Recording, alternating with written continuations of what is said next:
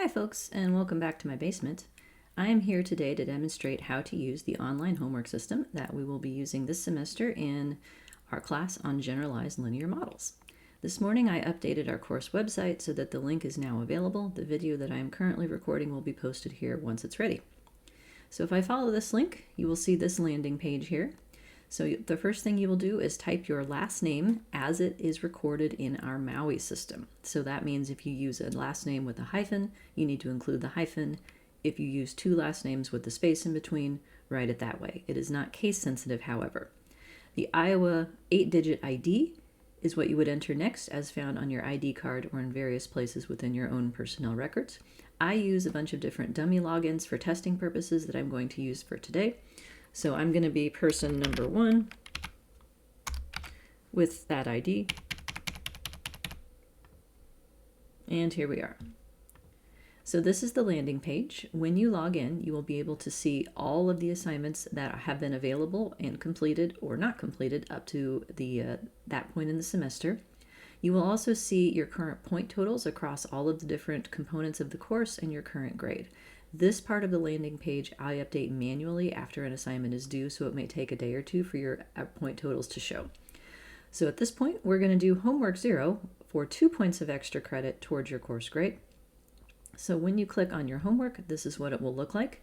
It will tell you how many points the homework is worth out of your total of 100 and how many from each type of activity within this homework. Any files that you need in terms of data sets and starter syntax to complete the homework will be located here. This homework, however, is about the syllabus, so we should have all of the information that we need to complete it.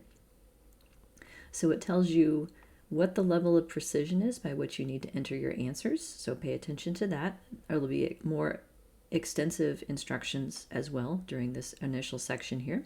But if we get into the questions, how many regular homeworks are currently planned for this semester? So within the box here, it's looking for a numeric response. I'm going to go ahead and type something I know to be incorrect. Let's say 8, and I'm going to hit enter. And it turns red. So note the box is red, indicating that it's an incorrect response and the response is still editable. So I'm going to answer the correct answer, which should be 6, and then it turns green. So once you have gotten a result that is correct to the level of precision requested, it becomes locked and saved and you can't edit it anymore, nor should you need to. So you know that this is right and that you're on the right track. How many points total are these homeworks worth towards your final course grade? This semester, I believe it should be 88. How many points will you lose if you complete an assignment late? It's 2, period, no matter how many days late it is. I do accept late work, just with a small penalty. However, how many points of extra credit are you earning right now by going through this practice? You are earning 2, so essentially I'm giving you a free late homework. Next, for homeworks that involve data analysis, you will complete a paragraph. It looks like what I would call Mad Libs from a Gen X reference, if you've ever seen those books where you fill in funny adjectives and verbs and such. In this case, all of your choices are going to focus on interpretation of the results that you got from your analyses. So these questions are tied to your specific answers. Right now, again, just the syllabus. So my office on campus, where I rarely go, is inside the south part, even though my office is in the bridge, it's considered south. However, my office hours are going to be held where I am currently, in my basement at home, and then on Zoom. My office hours are going to be held from 3 to 4:30, Mondays and Wednesdays, and if no one is there, I will stay logged in and find something to keep myself busy, so I'm going to pick 2 and 3. I promise that I will stay logged in to Zoom the whole time. That way, if you need to pop in for a quick question, you can do so at any point during those office hours. Now, these, you'll note, have not turned red or green. I'm going to scroll to the bottom of the screen to show you this box, check and save answers. So now these answers are saved to the database. If you were to exit this web page and come back to pick it up later, the answers that you've already saved will be here. That way you can pick up right where you left off. So we have more questions then of the computational variety. How many formative assessments are currently planned? In this class, it's going to be 6. How many points total? For those, it's going to be 12. And how many class periods are we not scheduled to meet right now? It's 0, but we'll see if that stays the case. Then we have some more multiple choice questions. So this is an alternative format that I may use rather than this paragraph completion. It's just to present the questions on their own like this. So this class is going to use Stata software. It is currently available for free anywhere using the virtual desktop. So you do not have to be on campus. Anywhere that you have an internet connection, you can get to Stata. It is available on your own computer, but not for free. You would have to purchase a license or get someone to purchase it for you. So free is the key word here. It's on the virtual desktop. Our software, on the other hand, is free everywhere. So you can access it using the virtual desktop, but I wouldn't actually recommend that. It tends to be pretty slow. So you would want to install it on your own device, but 1 and 3 are both possibilities here for where you can access our software. M+ software will be used at the end of the course for the unit on path analysis. That is also available for free only on the U Iowa virtual desktop. If you were to purchase a copy, you could install it on your own device, but I would not recommend it as that software is quite expensive and we have a free license you can access as part of this course. I have not submitted the list of people for M+ yet to our tech folks. I will do that later in the semester and let you know once that is available. So I will answer only on the virtual desktop as to where M+ is available. Last but not least, I hope that you will find this class to be challenging, but in a good way.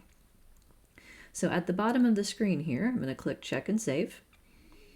Make sure that everything is how I want it. It lets you know once all the computational questions are correct, but you do not yet have any feedback with respect to the results questions, either in the paragraph or in the multiple choice format.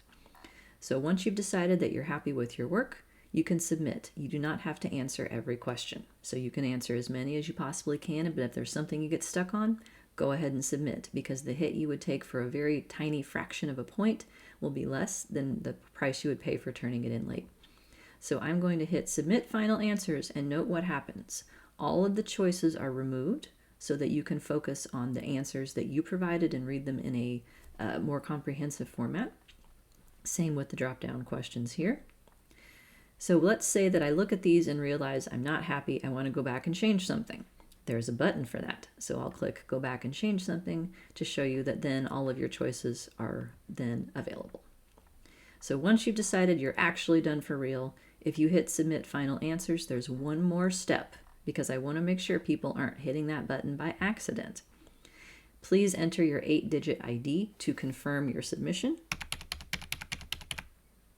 and then hit Submit.